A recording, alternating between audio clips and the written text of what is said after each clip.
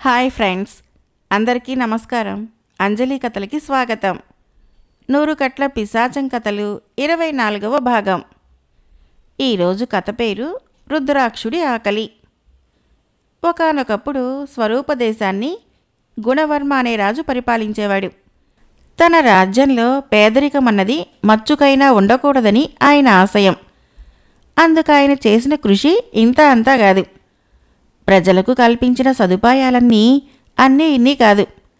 ఆయన పాలనలో స్వరూపదేశము పౌరులకు భూతల స్వర్గంలా ఉండేది. గుణవర్మ నిత్యము ప్రజాక్షేమం గురించి ఆలోచిస్తూ ఉండేవాడు. దేశంలో ఒక్క పౌరుడికి కూడా కష్టం కలగకూడదని, ఇప్పటి ఏర్పాట్లన్నీ ఎల్లకాలము కొనసాగాలని ఆయన కోరిక. ఒకరోజు రాత్రి అలాంటి కోరికతోనే ఆయన నిద్రకు ఉపక్రమించాడు. అప్పుడు కలలో ఆయనకు ఒక దివ్య పురుషుడు కనిపించాడు.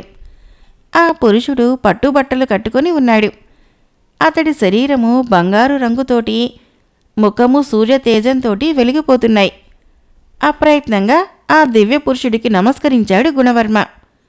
గుణవర్మ, నిద్రా సమయంలోనూ పౌరుల క్షేమం గురించి ఆలోచించే నీ వంటి రాజు అన్ని కాలాలకి అన్ని లోకాలకి ఆదర్శప్రాయుడు. నీ రాజ్యం ఎప్పటికీ ఇలాగే ఉండాలని కదా నీ కోరిక.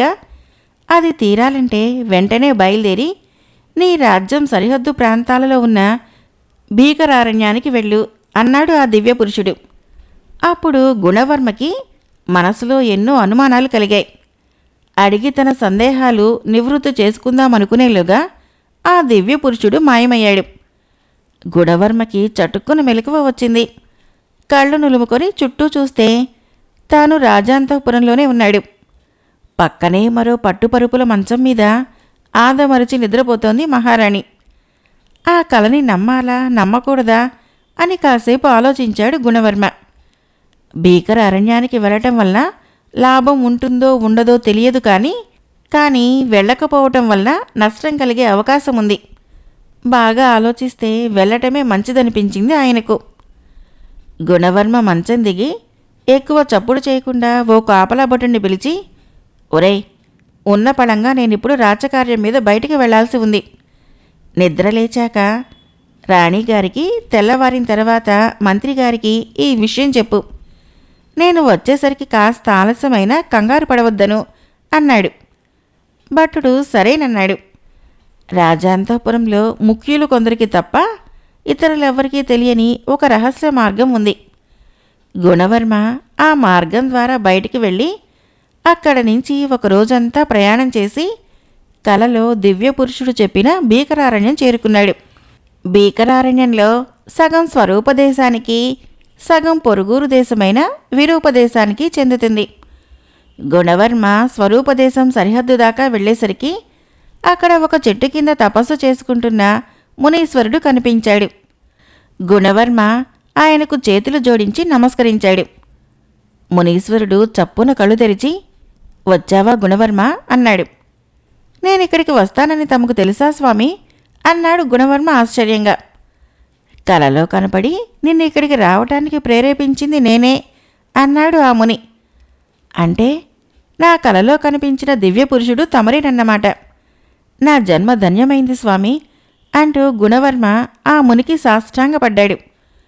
మునీశ్వరుడు గుణవర్మను లేవనెత్తి, నువ్వు నాకంటే పవిత్రుడివి, నీవు నాకు నమస్కరించడం తప్పు అన్నాడు. వెంటనే గుణవర్మ, నేను ఒక దేశానికి రాజుని. మోక్షాన్ని కోరి తపస్సు చేసే తమ వంటి మునీశ్వరుడి కంటే ఎలా గొప్పవాణ్ణైతాను స్వామి అన్నాడు వినయంగా. నిజం తెలియక నువ్వు ఇలా అన్నావు. అసలు విషయం విను. నేను మునీశ్వరుని కాను, రుద్రాక్షుడు అనే రాక్షసుణ్ణి. ఈ ప్రపంచంలో ఏ శక్తి నన్ను జయించలేదు. నాకు చావు లేదు. 100 ఏళ్ల పాటు నిద్రపోయాక 1 సంవత్సరం పాటు మెలకువగా ఉంటాను.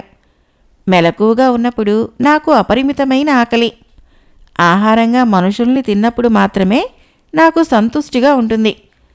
మామూలుగా అయితే మెలకువ రాగానే ఏదో ఒక రాజ్యంలోకి ప్రవేశించి దొరికిన వాళ్ళని చంపి తింటాను. అందువల్ల ఆ దేశంలో బీభత్సం పుడుతుంది. అలా ఈసారి నీ దేశానికి రావాలనుకున్నాను. కానీ నీ దేశం చూస్తే భూతల స్వర్గంలా అనిపించింది. అప్పుడు నాకున్న దివ్యశక్తితో నీ దేశం వివరాలన్నీ తెలుసుకున్నాను. ఆ ప్రయత్నంలో నా ఆకలిని కూడా మర్చిపోయాను. నీ దేశాన్ని అపూర్వంగా తీర్చిదిద్దిన నిన్ను మెచ్చుకోవాలనిపించింది. అందుకే నీకు కలలో కనపడి ప్రేరేపించి ఇక్కడికి రప్పించాను. నువ్వు కలలో చూసింది, ఇప్పుడు చూస్తున్నది కామరూప ధారణలో నేను మార్చిన వేషాలు. నా అసలు రూపం చాలా భయంకరంగా ఉంటుంది, చూస్తావా అంటూ ఆ మునీశ్వరుడు ఉన్నట్లుండి పెద్దగా హూంకరించాడు.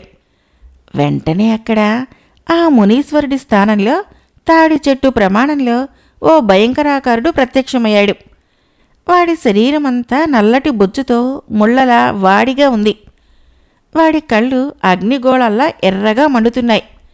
వాడి తల మీద ఒక వాడి కొమ్ము ఉంది. వాడు నిలబడితే ఆకాశము వాడి తలకు తగులుతోందా అనిపిస్తోంది. రుద్రాక్షుడు కొద్ది క్షణాల పాటు ఆ రూపంలో కనిపించి తిరిగి మునీశ్వరుడిలా మారిపోయాడు. ఆ తర్వాత నీ పరిపాలన చాలా గొప్పగా ఉంది. ఆ కారణంగా నీ దేశ పౌరుల జోలికి వెళ్ళకూడదని నిర్ణయించుకున్నాను. ఇలాగే నీ ప్రజల్ని కలకాలం పరిపాలిస్తూ ఉండు. నేను 1 ఏడాది పాటు నాకు తోచిన దేశానికి వెళ్ళి అక్కడి పౌరుల్ని భుజిస్తూ బీభత్సం సృష్టిస్తాను అన్నాడు.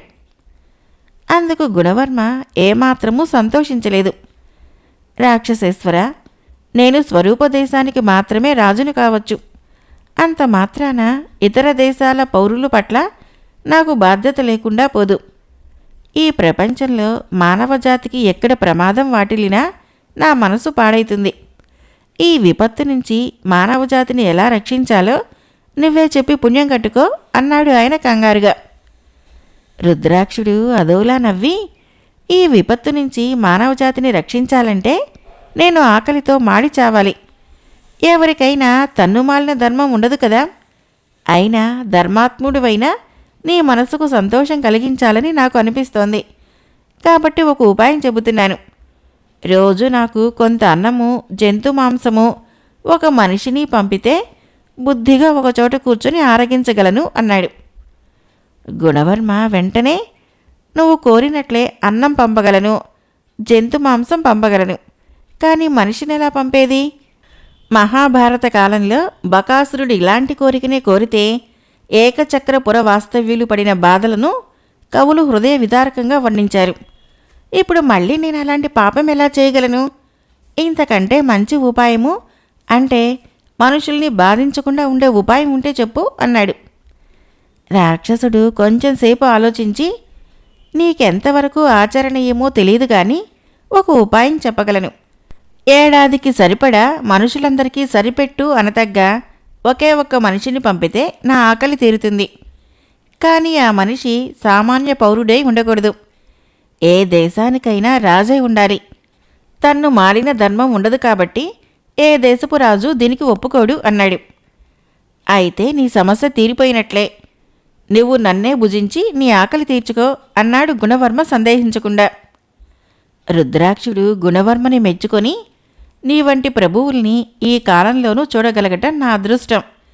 అయితే నీవు సామాన్యుడివి కాదు, ఓ దేశానికి రాజువి. నీ ప్రాణాలపైన, నీ శరీరంపైన గాని, నీ కోర్కెలపైన గాని నీకు అధికారం లేదు. నీ దేశ పౌరులు ఒప్పుకుంటే తప్ప నిన్ను నేను ఆహారంగా స్వీకరించలేను. కాబట్టి నీ రాజ్యానికి తిరిగి వెళ్ళు. నీ పౌరుల అనుమతి తీసుకో. నీ స్థానంలో మరొకరిని రాజుగా నియమించి 1 ఏడాది పాటు నాకు అన్నము, జంతు మాంసము పంపే ఏర్పాటు చేసి నా వద్దకురా అన్నాడు. గుణవర్మ సరేనని రాజ్యానికి తిరిగి వెళ్ళి పెద్ద సభ చేసి జరిగింది చెప్పాడు. అయితే ప్రజలెవరూ అతన్ని రుద్రాక్షుడి వద్దకి పంపడానికి ఒప్పుకోలేదు. నీ వంటి రాజు మాకు మళ్ళీ దొరకడు. నిన్ను కాపాడుకోవటంలోనే మానవాళి శ్రేయస్సు ఉంది. కాబట్టి 1 ఏడాది పాటు మాలో ఒకరం ప్రతిరోజు వెళ్ళి రాక్షసుడికి ఆహారమైతాం. ఇది మనస్ఫూర్తిగా మేమందరము చెబుతున్న మాట అన్నారు ఏకకంఠంతో. క్షణాల మీద ఈ వార్త దేశమంతటా పాకింది.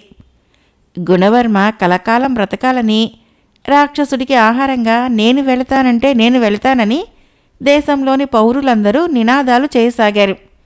తన కోసం ప్రతి పౌరుడు ప్రాణాలని తృణపాయంగా భావిస్తూ రాక్షసుడి వద్దకు వెళ్ళటానికి నేనంటే నేనని పోటీ పడటంతో గుణవర్మకి మతిపోయినట్లనిపించింది. ప్రజలు నన్నింతగా ప్రేమిస్తున్నారు, వాళ్ళని నేనే రాక్షసుడికి ఆహారంగా ఎలా పంపించగలను అని దిగులుపడ్డ గుణవర్మ సభ చాలించి అంతఃపురానికి వెళ్ళాడు. అలసటగా ఉండి కళ్ళు మూసుకుంటే ఎంత ప్రయత్నించినా నిద్ర రాలేదు.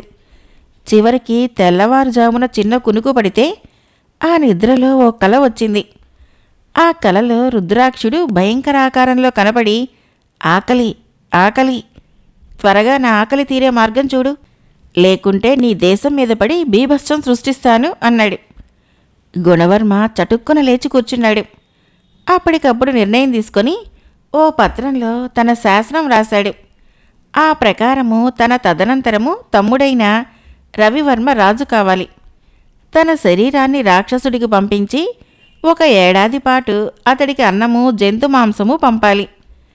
శాసనం రాశాక గుణవర్మ కోటలోని కాళికా ఆలయం చేరుకొని దేవి విగ్రహం ముందు ప్రణమిల్లి, మాత, ప్రజల్ని రాక్షసుడి బారి నుంచి కాపాడలేని నేను రాజుగా ఉండటానికి అనర్హుణ్ణి. నా అనర్హతను గుర్తించాక నా శరీరాన్ని ఆత్మహత్యకు గురిచేసే అధికారం నాకున్నది. నన్ను నీకు బలిగా ఇస్తున్నాను. నా త్యాగం వృధా కాకుండా కాపాడే భారం నీది. రాక్షసుడు నా మృత శరీరాన్ని ఆమోదించేలా చేసే బాధ్యత కూడా నీదే అంటూ కత్తితో తన్ను తాను పొడుచుకోబోయాడు. అప్పుడు ఫెటిల్లుమనే శబ్దము, జిగేల్మనే కాంతి, ఆ తర్వాత దివ్య తేజస్సుతో అతడి ముందు కాళికాదేవి ప్రత్యక్షమై, ఆగు గుణవర్మ అంది. ధన్యుణ్ణి మాత, ధన్యుణ్ణి అంటూ గుణవర్మ ఆశ్చర్యానందాలతో దేవికి చేతులు జోడించి నమస్కరించాడు. ప్రజల పట్ల నీకున్న అభిమానానికి మెచ్చాను. నీ త్యాగనిరతి అపూర్వం. నీకు ఏం వరం కావాలో కోరుకో అంది కాళికాదేవి. దేవి, మానవాళికి ప్రమాదకరంగా పరిణమించిన రుద్రాక్షుణ్ణి నీ శక్తితో అంతం చెయ్యి అన్నాడు గుణవర్మ. రుద్రాక్షుడికి వరబలముంది. వాణ్ణి అంతం చేయటం అసాధ్యం. భూమి మీద మనుషులున్నంతకాలము వాడు ఉంటాడు. వేరే ఏదైనా వరం కోరు అంది కాళికాదేవి. రుద్రాక్షుణ్ణి అంతం చేయలేకపోతే కనీసం వాడి వల్ల మానవాళికి కీడు లేకుండా చూడు మాత, నాకింకే కోరిక లేదు అన్నాడు గుణవర్మ. అయితే తాత్కాలికంగా వాడి ఆకలిని ఉపసంహరించి తిరిగి నిద్రపోయేలా చేస్తాను. ఇక మీదట వాడు నిద్ర లేవకుండా నిత్యం నిద్రపోయేలాగా కూడా చేయగలను. కానీ వాడినలా ఆకలితో నిద్రపుచ్చడం న్యాయం కాదు. అందుకని నిద్రలోనే వాడి ఆకలి తీరేలా చెయ్యాలి అంది కాళికాదేవి. అదెలా సాధ్యం మాత అన్నాడు గుణవర్మ. ఏ దేశంలో రాజు నీలా ప్రజల్ని కన్నబిడ్డల్లా చూసుకుంటాడో ఆ దేశ ప్రజలకు రుద్రాక్షుడి వల్ల ప్రమాదముండదు. కానీ ఎక్కడ స్వార్థం రాజ్యమెలుతుందో, ఎక్కడ ద్వేషం ప్రబలుకుంటుందో అలాంటి చోట కరువు కాటకాలో, మహమ్మారి రోగాలు, వరద బీభత్సాలో, భూకంపాలో, మారణాయుధాలో ప్రజల ప్రాణాలని మూకుముడిగా హరిస్తాయి. ఆ మృతదేహాలతో రుద్రాక్షుడికి నిద్రలోనే ఆకలి తీరుతుంది. అందుకు సహకరించే రాజులు ప్రపంచంలో ఏదో ఒక మూల ఉంటూనే ఉంటారు. ఆ రాజుల్ని భరించాలా ఎదిరించాలా అన్న విషయము ప్రజలు నిర్ణయించుకుంటారు. వారి నిర్ణయంలోనే వారి రక్షణ ఉపాయము ఉంది అని కాళికాదేవి మాయమైంది. వినయశీలుడి కథ పూర్తి కాగానే రాణి, ప్రజల కోసము గుణవర్మ తన ప్రాణాలనే పణంగా పెట్టాడు. అందుకే ప్రజలు ఆయన కోసము తమ ప్రాణాలని అడ్డం వేశారు. మరి నేను నా వినోదం కోసము ప్రజల ప్రాణాలతో ఆడుకుంటున్నాను. నా రాజ్యం తీరు చూస్తే మా పౌరులకు రుద్రాక్షుడి ఆకలి తీర్చే దౌర్భాగ్యం పట్టేలా ఉంది. వాళ్ళు నన్ను సంతోషంగా రుద్రాక్షుడికి అప్పగించగలరని అనిపిస్తోంది. నేను గుణవర్మంత ఆదర్శప్రాయంగా ఉండనక్కర్లేదు. కనీసం కొంచెమైనా మంచితనం అలవర్చుకోవాలి. అది నా వల్ల అవుతుందా అని మనసులో మదనపడింది. మహారాణి ఆలోచనలు ఎలా ఉన్నప్పటికీ ఆమెకి ఈ కథ బాగా నచ్చింది. ఆమె కథని మెచ్చుకోగానే వినయశీలుణ్ణి ఆవహించిన 100 కట్ల పిశాచానికి మరో కట్టు విడిపోయింది. మర్నాడు వినోద ప్రదర్శనకు ముందు యథాప్రకారము కథ వినటానికి మళ్ళీ వచ్చింది మహారాణి. వినయశీలుణ్ణి ఆవహించి ఉన్న పిశాచము మరో కథ చెప్పడం ప్రారంభించింది. 100 కట్ల పిశాచం కథలు 24వ భాగం సమాప్తం.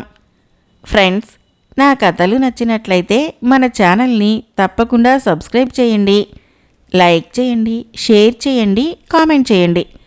Thank you.